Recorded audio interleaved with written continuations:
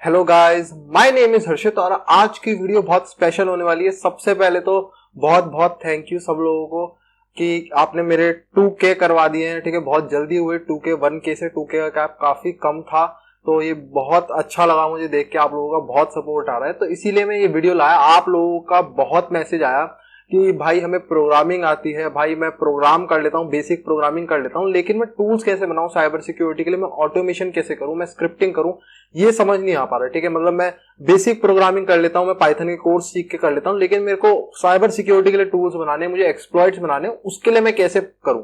ठीक है, तो इस वीडियो में हम उसी के ऊपर बात करेंगे कि क्या मेरी आइडियोलॉजी होती है इसके ऊपर, मैं कैसे बनाता हूं, क्या मैं प्रोसेस करता हूं, ठीक है, और क्या मैं सोचता हूं बनाते हुए, ठीक है, मैं कैसे रिसोर्सेज ढूंढता हूं, कहीं मैं अटक जाता हूं, तो वो सब इस वीडियो में आपका क्लियर करूंगा। और आई होप सो ये वीडियो आपके कहीं ना कहीं काम आएगी जब आप भी टूल बनाने बैठोगे। सो चलते हैं सीधा वीडियो के ऊपर। तो ये हमें मेरे गिटहब पेज पे है। ठीक है, आप लोगों को क्या करना है, github.com और आगे डाल देना है हेल्थ सेंटर 01। ये मेरा यूजर नेम है हेल्थ सेंटर 01। ठीक है, ये आपको नीचे लिंक में मिल जाएगा। तो अब यहाँ पे आने के बाद आपको क्या करना है, सबसे पहले तो आपको मेरे को कर देना है फॉलो। ठीक है, अब मेरे को फॉलो कर दो। फॉलो करने का फायदा ये कि मैं रेगुलर कुछ ना कुछ प्रोग्रामिंग साइबर सिक्योरिटी से रिलेटेड टूल्स वगैरह लाता रहता हूँ, तो वो आप लोगों को मिलता रहेगा उसका अपडेट, और मे बी वो आपके कभी काम भी आ जाए, किसी प्रोजेक्ट में काम आ जाए, खुद से वैसे ही हैकिंग कर रहे हो तब कभी काम आ जाए, तो वो काम आ सकते हैं। इससे रिलेटेड ही रहते हैं मेरे सारे टूल।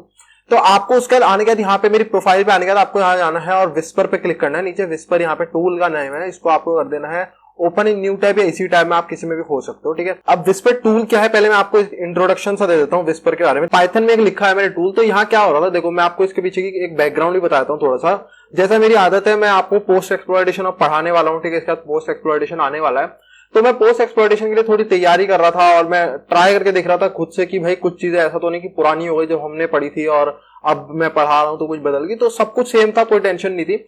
अब यहाँ पे एक दिक्कत मेरे को ये लगी कि जब मैं परसिस्टेंस कर रहा था, पोस्ट एक्सप्लॉयटेशन की एक चीज होती है परसिस्टेंस, यानी कि जब मैंने किसी को हैक कर लिया, मुझे उसका पासवर्ड वगैरह मिल गया, मैं लॉग इन कर चुका हूँ कंप्यूटर के अंदर, तो मैं अपने आप को रोकूं कैसे एज अ हैकर। मतलब वो कंप्यूटर शट डाउन कर देगा, वो दोबारा ऑन करेगा कंप्यूटर, तो क्या तब भी मैं उससे कनेक्टेड रह सकता हूं? क्या मैंने उसको ऐसा हैक करा है कि मैं उससे वापस रिकनेक्ट हो सकता हूं? उसके कंप्यूटर में हमेशा हमारे लिए एक दरवाजा खुला रहना चाहिए हैकर के लिए। इसे हम कहते हैं परसिस्टेंस, यानी कि मेंटेनिंग एक्सेस। आप इसे एक तरह से कह सकते हो कि हमें अपने एक्सेस बना के रखना है। उस पर एक बार हैक कर दिया, अब वो स्विच ऑन करेगा तो दोबारा इतना सारा प्रोसेस जो मैंने हैक करने के लिए करा वो सारा दोबारा मुझे करना पड़े, ये नहीं करना। हमें परसिस्टेंस, वहां पे कोई एक ऐसा दरवाजा खोल लेना है, बैकडोर, जिससे हम जब मर्जी चाहे आ सकते हैं और जा सकते हैं। हैकर के लिए ऐसा एक परसिस्टेंस का दरवाजा खोलना है। अब जब मैं ये सब ट्राई कर रहा था तो विंडोज का एक सिक्योरिटी फीचर था कि अगर आप एंटीवायरस वगैरह ऑफ कर देते हो, रियल टाइम स्कैनिंग ऑफ कर देते हो, और जब आप कंप्यूटर को रीस्टार्ट करते हो तो वो ऑटोमेटिकली, चाहे आपने ऑफ कर दी थी, वो दोबारा से ऑन हो जाती है अपने आप ही। अब मैं यहाँ पे फंस गया। मैंने सोचा यार, क्योंकि क्या हो रहा था, परसिस्टेंस मेटास्प्लॉइट से मान लो मैंने करा, तो मेटास्प्लॉइट उसमें एक पेलोड छोड़ रहा था, उसमें एक मालवेयर छोड़ रहा था। जैसे ही कंप्यूटर ऑन हो रहा था वो मालवेयर चल रहा था। अब यहाँ पे दिक्कत क्या आ रही थी कि एंटीवायरस भी ऑन हो रहा था तो वो मालवेयर को डिलीट मार दे रहा था। तो मैं तो फंस गया। मैंने सोचा यार परसिस्टेंस कैसे पढ़ाऊंगा अब। तो देखो, औरों की तरह या तो मैं भी ये सोचता कि क्या करता, मैंने गूगल करा, बहुत रिसोर्सेज पढ़ी, हर किसी को फायरवॉल या फिर Windows defender, real time scanning, सबने पकड़ लिया हर किसी चीज को। अब या तो लोगों की तरह मैं आपको थ्योरी पढ़ा देता, या फिर मैं आपको रियल टाइम स्कैनिंग बंद करके बता देता कि भाई कंप्यूटर ऑन करके करोगे तो चल जाएगा, जबकि वो चलता नहीं, मैं आपका बेवकूफ बना देता। या तो ये तरीका था। अब मैंने इसके लिए सोचा यार ऐसा तो मैं कर नहीं सकता, तो मैंने अपना ही एक टूल बनाया जो एंटीवायरस को भी बाईपास कर पाए। ठीक है, एंटीवायरस उसे पकड़ ना पाए, और हम कभी भी उस जिस जने को हमने हैक करा है, ठीक है, कभी मैं चाहूं लॉग इन कर लूं, कभी भी लॉग आउट कर लूं, तो मेरी मर्जी हो। मैंने एक बार हैक कर दिया, वो हमेशा के लिए हैक है जब तक मैं चाहूंगा। तो मैं ऐसी चीज चाहता था बनाना, तो मैंने सोचा चलो ये बनाते हैं। ठीक है, अब यहाँ पे ये परसिस्टेंट, तो सबसे पहला अजम्पशन मेरा ये था कि मेरे पे पासवर्ड और यूजर नेम है, मुझे लॉग इन करना है इस मशीन में। ठीक है, सबसे पहली चीज ये थी कि मैं लॉग इन कर सकता हूं, मेरे पे एक्सप्लॉयटेशन मैंने पूरा कर लिया है, मुझे परसिस्टेंट पोस्ट एक्सप्लॉयटेशन करना है, तो मेरे पे यूजर नेम और पासवर्ड है। हम लोग पाइथन की मदद से कैसे दूसरे कंप्यूटर में कनेक्ट हो सकते हैं, चलो ये गूगल पे सर्च करते हैं। मैंने सोचा, तो गूगल पे सर्च करते हैं how to connect to a remote Windows machine using Python. आपको बस इतना लिखना था। जैसे जैसे आपको दिमाग में क्वेश्चन आ रहे हैं, आपको बस ये सर्च करना होता है। ठीक है, तो मैंने करा, तो यहाँ मुझे स्टैक ओवरफ्लो मिला। ठीक है, मैंने स्टैक ओवरफ्लो पे गया, तो मैंने यहाँ पे पढ़े क्वेरीज वगैरह, तो ये छोटे छोटे कोड थे, मैंने ट्राई करके देखे, क्योंकि आईपी देनी थी, यूजर नेम देना था, पासवर्ड सब में वही था, तो कॉपी पेस्ट मारा, मैंने सारे कोड ट्राई करके देखे। ठीक है, जो काम करेगा हम उसे समझेंगे। ऐसा नहीं आप सारे कोड सोचो भाई मुझे तो समझ नहीं है, मैं स्क्रिप्ट की डीलिंग मुझे, तो आप सारे कोड समझने लग जाओ, ऐसा नहीं करना। जो कोड आपके लिए काम कर रहा है, आपको पसंद आ रहा है, आप जो टूल बनाना चाहते हो उसके साथ फिट बैठ रहा है, उस कोड को हमें समझना है। ठीक है, सबको मत समझना है यहाँ पे। तो मैंने सारे कुछ ट्राई करा, कोई काम कर रहा था, कोई मेरे हिसाब से काम नहीं कर रहा था। तो ऐसे करते करते जब मैं यहाँ लास्ट पे पहुंचा, तो लास्ट में आपको यहाँ पे एक दिखेगा, यहाँ आपको दिख रहा होगा PYPS exec। अब PYPS exec जब मैंने इस पे ट्राई करा तो यहाँ पे इसमें डॉक्यूमेंटेशन पे रेफर करा गया था। तो मैं डॉक्यूमेंटेशन खोला इसका, मैंने देखा कि क्या मॉड्यूल है, पता करते हैं। इसके बारे में मैंने थोड़ा सा पढ़ा, तो मेरे को पढ़ने का इतना शौक नहीं है, तो मैं नीचे सीधा गया कि नीचे कोडिंग वगैरह दी होती है कि हम कैसे कनेक्ट हो सकते हैं, तो एग्जांपल्स दिए होते हैं। तो मुझे उसमें इंटरेस्ट रहता है, मुझे एग्जांपल देखने थे कि भाई तू कैसे कनेक्ट हुआ, मेरे काम का है या नहीं है। तो मैं सीधा नीचे गया और एग्जांपल पे मैंने देखने लगा। तो यहां जाते ही नीचे एग्जांपल पे मुझे इसने क्या करा, PYPS exec के डॉट क्लाइंट के अंदर से एक क्लाइंट फंक्शन को बुलाया। ठीक है, क्लाइंट फंक्शन को इंपोर्ट कर लिया हमने। ठीक है, उसके बाद यहाँ पे इसने क्लाइंट फंक्शन को कॉल करा, यहाँ एक आईपी दी, यहाँ यूजर नेम दिया, यहाँ पासवर्ड दिया, और यहाँ पे हम लॉगिन हो जाते हैं। ठीक है, ये जब मैंने ट्राई करा तो लॉगिन हो गया। मैंने कहा काम बन गया, मुझे यही चाहिए था जो मेरे लिए बिल्कुल सही काम कर रहा है। अब मेरे को सेकंड चीज क्या करनी थी, क्योंकि मुझे उस पर कमांड चलानी थी, रिमोट सिस्टम पे कमांड चलाना था। मुझे सेकंड चीज, मुझे ये पता चल गया कि मैं सामने वाली मशीन पे ऑथेंटिकेट कर पा रहा हूं, मैं लॉग इन कर पा रहा हूं। अब मुझे ये चेक करना था, क्या मैं इस मॉड्यूल की मदद से, क्या मैं इस लाइब्रेरी की मदद से सामने वाले पीसी में कमांड चला सकता था, क्योंकि मुझे कमांड के थ्रू ही काम करना था। मुझे जो भी काम करने थे, वहां पे पासवर्ड निकालना है, फायरवॉल बंद करनी है, रियल टाइम स्कैनिंग बंद करनी है, तो ये सब कमांड से ही हो सकता था। तो मुझे कमांड देखने थे कि क्या मैं इससे कमांड चला सकता हूं, कमांड प्रॉम्प्ट यानी कि CMD और पावरशेल, ये दोनों इंपॉर्टेंट है। कुछ कमांड जो सिर्फ है कमांड प्रॉम्प्ट पे चलते हैं, कुछ कमांड है जो पावरशेल पे चलते हैं, दोनों का अपना अलग अलग काम है। ठीक है, दोनों ही हमारे लिए यूज आते हैं एज हैकर, तो हमारे को दोनों ही चाहिए थे। तो मैं आता हूं यहाँ C डॉट कनेक्ट करते हैं, तो हम उससे कनेक्ट हो जाते हैं। उसके बाद यहाँ पे हमें करना पड़ता है क्रिएट सर्विस। ये हम इसलिए करते हैं क्योंकि हमें उसमें बहुत सारी अलग अलग चीजें चलानी है। जरूरी नहीं है कि मैं एक ही कमांड चलाऊंगा, मैं अलग अलग कमांड चला सकता हूं, तो उसके लिए अलग अलग कमांड प्रॉम्प्ट चलेंगे, है ना। तो अगर मुझे अलग अलग EXE चलानी है, कमांड प्रॉम्प्ट भी एक EXE है, CMD.exe, तो मुझे अगर अलग अलग कमांड प्रॉम्प्ट चलाने हैं तो मुझे यहाँ पे क्या करना पड़ता है, C डॉट क्रिएट सर्विस। मैंने कहा ये भी कर देते, क्या दिक्कत है। उसके बाद जब मैं नीचे आया तो ये लाइन थी जो मुझे चाहिए थी और मुझे मिल गई, मुझे ये लाइब्रेरी फिट बैठ गई, मुझे ये मॉड्यूल बिल्कुल फिट बैठ गया मेरे लिए। ठीक है, तो ये क्या था, यहाँ पे ये क्या कर रहा है, रन एग्जीक्यूटेबल, इसका एक यहाँ पे फंक्शन है C का, जो हमने क्लाइंट जिससे कनेक्ट करा, ये करा ना हमने, यहाँ क्लाइंट C से कनेक्ट करा। तो उसके बाद यहाँ पे उसके अंदर हम एक एग्जीक्यूटेबल, कोई भी एक फाइल चला सकते हैं, कोई भी EXE चला सकते हैं। हम डायरेक्ट कमांड नहीं चला सकते, हम कोई EXE चला सकते हैं। तो मैंने देखा अच्छा EXE चला सकते हैं, तो इसने CMD.exe चलाई है। मैंने कहा ठीक है। तो उसके बाद इसने आर्ग्यूमेंट दिया, और आर्ग्यूमेंट में देता है -C। -C का मतलब क्या है, अगर आप CMD.exe लिखोगे, उसके आगे /C लिख के कोई भी कमांड दोगे तो वो कमांड प्रॉम्प्ट में एग्जीक्यूट हो जाएगा। मैंने कहा लो मेरा काम तो हो गया, कमांड भी चल पा रहे हैं, CMD भी चल पा रहा है, पावरशेल भी चला सकता हूं, कोई भी EXE चला सकता हूं, तो पावरशेल भी चला सकता हूं, PowerShell.exe है वो भी, है ना, तो वो भी चल जाएगी। तो मेरा काम यहाँ पे पूरा हो गया था। मैंने सोचा बस अब इससे बनाना स्टार्ट करते हैं, बहुत देख लिया। तो आप लोगों को जो दिमाग में आ रहा है कोशिश तो करो बनाने की, सब कुछ भरा हुआ है गूगल पे। मैंने सोचा कि कैसे रिमोट लॉगिन कर सकता हूं, मैंने गूगल पे डाला, मुझे एक मॉड्यूल मिला। फिर मैंने अपनी सेकंड चीज सोची, मेरी सेकंड रिक्वायरमेंट क्या थी, मुझे कमांड चलाना है सामने वाले के सिस्टम पे हैक करने के लिए। यहाँ पे मैं कमांड भी चला पाया, तो मेरी रिक्वायरमेंट मेट हो गई, मैंने प्रोग्राम करना सीधा शुरू कर दिया। फिर मैं सोचूं चलो मिल गया है, कल परसों बनाऊंगा, वो गया, वो नहीं बनता फिर। तो इसलिए मैंने सोचा चलो बनाना स्टार्ट करते हैं। ठीक है, तो यहाँ पे हम चलते हैं, इसका कोड भी पढ़ते हैं थोड़ा सा। यहाँ पे आते हैं और इसकी पाई फाइल खोल देनी है, whisper.py जो मेन फाइल है जिससे रन हो रहा है। तो यहाँ पे जैसे उसने करा था, मैंने भी यहाँ पे इंपोर्ट करा क्लाइंट को। एसएमबी रिस्पॉन्स अभी नहीं देखेंगे, ये प्रोग्रामिंग क्लास नहीं है, टिपिकल टेक्निकल क्लास नहीं है। अभी ये आपको एक ओवरव्यू दूंगा कि इस टूल में ये हो क्या कह रहा है, समझा दूंगा आपको। ठीक है, ताकि आपको भी अगर इस टाइप से इससे बेटर टूल बनाना है तो और अच्छा रहेगा, बनाओ। ठीक है, तो यहाँ पे उसके बाद यहाँ आर्ग पार्स लिया मैंने। आर्ग पार्स किस लिए होता है, जैसे हम करते हैं ना एनमैप में -SV -O, तो आर्ग पार्स यानी कि आर्ग्यूमेंट्स लेना। तो उसके लिए हमारे पे एक लाइब्रेरी होती है पाइथन के अंदर, आर्ग पार्स, जिससे आप आर्ग्यूमेंट्स ले सकते हो पाइथन के अंदर। ठीक है, हम करते हैं ना ls के बाद ls कमांड होता है, उसके आगे देते हैं -LA, तो वो हम आर्ग्यूमेंट दे रहे, तो ऐसे आर्ग्यूमेंट हम इसमें भी दे सकते हैं। उसके बाद मैंने यहाँ पे सिस्क बुलाया, सिस्क यहाँ एग्जिट करने के लिए, मुझे पाइथन प्रोग्राम एग्जिट करना है, मान लो कुछ गलत हो गया तो वो एग्जिट करने के लिए बुलाया। ठीक है, उसके बाद यहाँ पे मैंने इसको बुलाया, यहाँ पे इसका प्रोनाउंसिएशन कुछ भी हो सकता है, कलर AMA हो सकता है, कोलोरामा बोल सकते हैं कुछ लोग, तो अलग अलग प्रोनाउंसिएशन है, जो भी आप बोलना चाहो। उसमें कलर्स के लिए बुलाया मैंने, कलर देता है। ठीक है, तो यहाँ पे मैंने अपना लोगो प्रिंट करा। उसके बाद यहाँ पे मैं कुछ आर्ग्यूमेंट लेता हूँ। आर्ग्यूमेंट बहुत सिंपल है, जैसे T का मतलब है टारगेट की IP, P का मतलब है पासवर्ड, U का मतलब है यूजर नेम दोगे इसके आगे, V का मतलब है वर्जन, अगर आपको प्रिंट करना है विस्पर का कौन सा वर्जन है, 1.1 1.2, ये तो नॉर्मल सा था।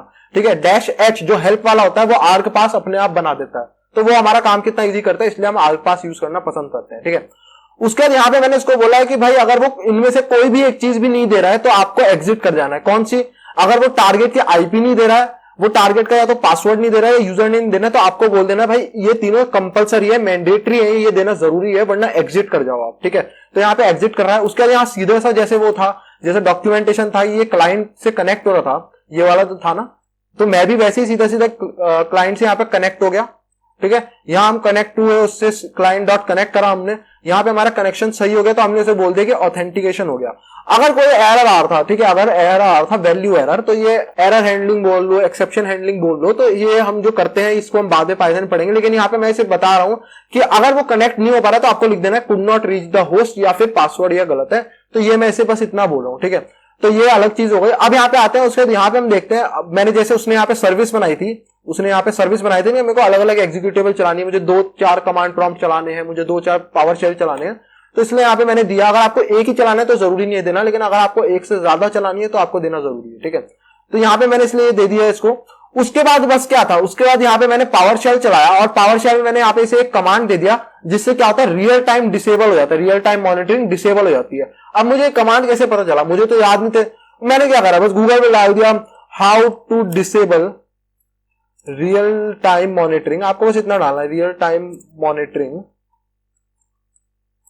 इन विंडोज यूजिंग सीएमडी। बस आपको इतना कमांड लिखना था, या पावर शेल डाल दो, तो आप जैसे भी डालोगे वैसे हो जाएगा, और आपको कमांड्स यहां मिल जाएंगे। आप गूगल पे सर्च करोगे, पहला आर्टिकल पढ़ो, इसी में ये देखो, ये ऊपर यहाँ पे लिखा हुआ है, यहाँ ऊपर ही हेडिंग में उसने डाल रखा था। तो आप ये इनसे देख के और यहां से आप कॉपी पेस्ट मार दो, जरूरी नहीं आपको सारे कमांड आने चाहिए। ठीक है, आप विंडोज एक्सपर्ट नहीं हो, ठीक है, आपको उसके लिए फिर रजिस्ट्रीज पढ़नी पड़ेगी, आपको उसके लिए पावर शेल के सारे कमांड पता होने चाहिए हैंड्स ऑन बहुत अच्छे से, आपको सीएमडी के सारे कमांड पता होने चाहिए, कैसे हम लोग फायरवॉल या डिफेंडर को कैसे हैंडल कर सकते हैं, कैसे पॉलिसीज बना सकते हैं फायरवॉल की, तो ये सब आपको पता होना चाहिए। अगर आपको सारे कमांड पता है तो जरूरी नहीं है सबको पता हो, मेरे को भी नहीं ज्यादा पता, ठीक है, लेकिन मैं इसकी मदद लेके समझ सकता हूं। अपने विंडोज पे पहले मैंने सारे टेस्ट करे, मैंने विंडोज के अपने वीएम पे, विंडोज 10 के वीएम पे सारे कमांड पहले टेस्ट करे, चलता भी ऐसा ना हो मैं बेकार का टूल बना दूं। सारे जो टूल बना रहे हो उसको फुल्ली फ्लेज अच्छे से बनाना, वो काम करता हो, अपने पे पूरा टेस्ट करके बनाना। ठीक है, ऐसे ही मत लिखते चले जाना ना कुछ भी। तो यहाँ पे इसने अलग अलग तरीके बताए, यहीं पे एक जैसे कमांड प्रॉम्प्ट से इसने बताया तरीका पावर शेल, ये वाला यही कमांड हमें को चाहिए था, ये वाला, इसको कॉपी पेस्ट आपको मार देना है, तो हमारा काम हो गया। मैंने उसका यहाँ पे प्रिंट कर दिया रियल टाइम मॉनिटरिंग डिसेबल, तो हमारा एक चीज हो गया। सेम मैंने सेकंड में करा, एक यहाँ पे मैंने सीएमडी चलाई, और सीएमडी के अंदर मैंने यहाँ पे फायरवॉल के लिए एक कमांड होता है, फायरवॉल ऑफ करने के लिए गूगल करोगे how to disable firewall using CMD, ये कमांड आपको मिल जाएगा, और ये कमांड लिखना था। इसको मैंने कॉपी पेस्ट करके जितनी मुझे चीजें करनी थी वो सब मैंने इसको यहाँ पे कॉपी पेस्ट कर करके लिखी। ठीक है, उसके बाद ये सब मैंने कॉपी पेस्ट कर करके यहाँ पे मैंने सारे कमांड लिख दी जो जो मुझे कमांड रन करने थे, चाहे वो एसएसएच को इंस्टॉल करना था, एसएसएच को स्टार्टअप पे रन करना था। अब यहाँ पे मैंने, ठीक है, तो ये सब मैंने कमांड लिखे, और हमारा जो टूल था वो पूरा बन गया बहुत अच्छे। यहाँ पे थोड़ा सा ये एक्सेप्शन हैंडलिंग कह लो या एरर हैंडलिंग लास्ट में मैंने करी है, जो कि हम कोडिंग के जब पढ़ेंगे तब समझाऊंगा। ठीक है, ये अभी काम करनी है। तो ये था, ऐसे मैंने टूल बनाया। तो मैं भी दूसरों की तरह सोच सकता था कि यार परसिस्टेंस नहीं हो पा रहा, छोड़ो ये नहीं बनाते वीडियो, लेकिन मुझे बनाना था तो मैंने सोचा अपना ही टूल क्यों नहीं लिख दूं मैं, है ना। आप लोगों को पढ़ाना जरूरी है, इसलिए मैंने अपना टूल लिखा, तो आप लोग भी यूज कर सकते हो। मैं इसका बता देता हूँ, थोड़ा ओवरव्यू दे देता हूँ, ये टूल करता क्या है। ठीक है, तो बेसिकली टूल करता क्या है, अगर आप लोगों को देखना है, यहाँ पे मैं ये स्क्रीनशॉट दिया हुआ है, तो यहाँ पे पहले देख लेते हैं। Whisper helps to maintain access to a Windows machine.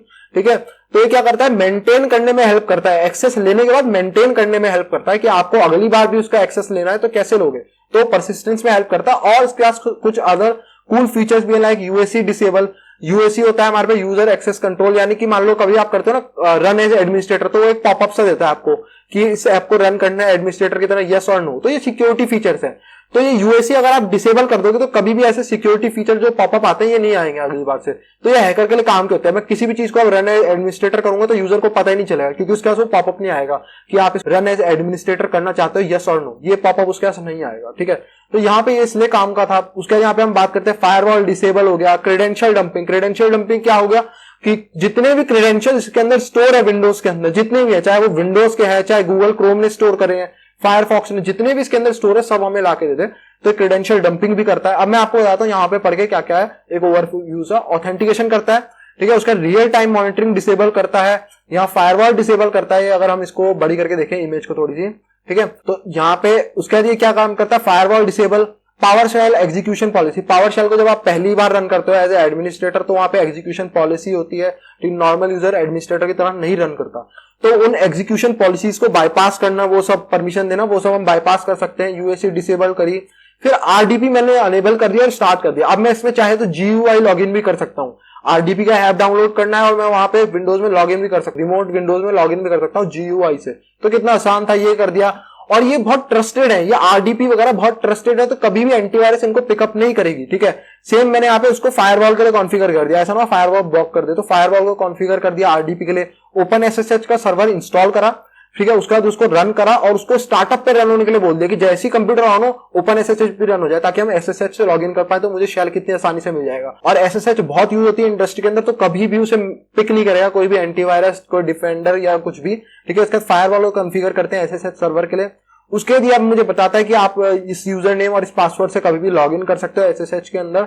उसके लिए यहाँ पे क्या करता है, पासवर्ड, सारे पासवर्ड गैदर करता है, थोड़ा टाइम लेता है, उसको loop.txt के अंदर लिख देता है और उसके बाद सब कुछ क्लीन कर देता है। जो फाइल इसने कोई डाउनलोड करी होगी उन सबको हटाना वगैरह सब कुछ क्लीन अप कर देता है, ठीक है। तो आई होप सो ये टूल आपको अच्छा लग रहा हो अभी तक। तो ये बेसिक इन्फॉर्मेशन है जिनको पढ़ना है। तो ये क्या काम करता है, विस्पर पीएसपीवाई एक्सेक जो हमने देखा इस लाइब्रेरी को यूज करता है। और जो ये पीएसपीवाई एक्सेक है, पीएस एक्सेक एक सर्विस है विंडोज की, ठीक है। उसके ऊपर पाइथन का एक रैपर टाइप का है, पाइथन की लाइब्रेरी है उसके बेस्ड पे, ठीक है। तो यहाँ पे हमारे वही काम आया तो हमने उसका यूज करा, ठीक है। और यहाँ पे मैंने कुछ दिया हुआ है कि एंटीवायरस पिकअप नहीं करते, ये सब आप पढ़ लेना, हेल्प दी है। इंस्टॉलेशन के सारे कमांड यहाँ पे है, तो इसको आप इंस्टॉल कर सकते हो। ये इंपॉर्टेंट है। देखो सपोर्टेड वर्जन कौन कौन से, विंडोज 10 में रन हो सकता है, विंडोज 8 में और विंडोज 7 में। तो सारे लेटेस्ट जितने आपको मिलेंगे कंपनी के अंदर, कभी पेन टेस्ट करोगे वहां सब में। और विंडोज सर्वर में भी हो सकता है 2008 के बाद जो है, 2008 तो काफी पहले हो गया। विंडोज एक्सपी में सिर्फ तभी हो सकता है जब पावर शेल उसमें हो, क्योंकि विंडोज एक्सपी में पावर शेल नहीं था। अगर विंडोज एक्सपी में पावर शेल है तो ये रन हो जाएगा, क्योंकि हमारे काफी सारे कमांड जो है पावर शेल से रन हो जाए, और विंडोज एक्सपी में नहीं होता तो कोई फायदा नहीं था। आप लोग अगर चाहते हो कि इस कोड को और अच्छा बनाया जाए, इस कोड में और आप मदद करना चाहते हो, तो आप एक पुल रिक्वेस्ट मुझे भेज सकते हो, कभी भी कोई टेंशन नहीं है। अगर वो मुझे अच्छा लगेगा मैं एक्सेप्ट कर लूंगा अपने कोड में, तो आप भी इस प्रोजेक्ट के कंट्रीब्यूटर हो जाओगे, ठीक है। उसके यहाँ पे मैंने दिया है, अगर विस्पर कुछ भी आप गलत तरीके से यूज करते हो तो मैं उसका जिम्मेदार नहीं हूं। उसको बिल्कुल एजुकेशनल पर्पस के लिए या तो यूज करना या फिर परमिशन से यूज करना किसी की, और लाइसेंस एमआईटी है। और यहाँ पे मैंने एक्नॉलेजमेंट दिया है, ये एक्नॉलेजमेंट बहुत जरूरी होता है। हमने इनकी मदद लिया यार, इनकी चीजें लेके हमने काम कर रहे थे, इनको एक्नॉलेजमेंट देना चाहिए, ठीक है। पीवाईपीएस एग्जैक्ट जिन्होंने बनाया था उनको दिया है। और यहाँ पे मैंने जो क्रेडेंशियल डंपिंग करी है वो मैंने करी है, लजांगने एक प्रोजेक्ट है, अगर आपको पता हो तो उसकी मदद से करी है, तो यहाँ पे उसको भी मैंने शाउट आउट दिया है। सो आई होप सो आपको क्लियर हुआ हो कि मैं कैसे प्रोजेक्ट बनाता हूँ। आप भी अब से ट्राई करो, कुछ जो दिमाग में आ रहा है कोशिश तो करो एटलीस्ट बनाने की। ज्यादा से ज्यादा क्या होगा, नहीं बना पाओगे, लेकिन आपका दिमाग खुलेगा, आप गूगल कर पाओगे, आपको नई नई चीजें, जब स्टैक ओवरफ्लो पे जाओगे इतने सारे आंसर्स होगा, आपको नई नई चीजें पता चलेगी। So please like the video, subscribe the channel. Thank you and good bye.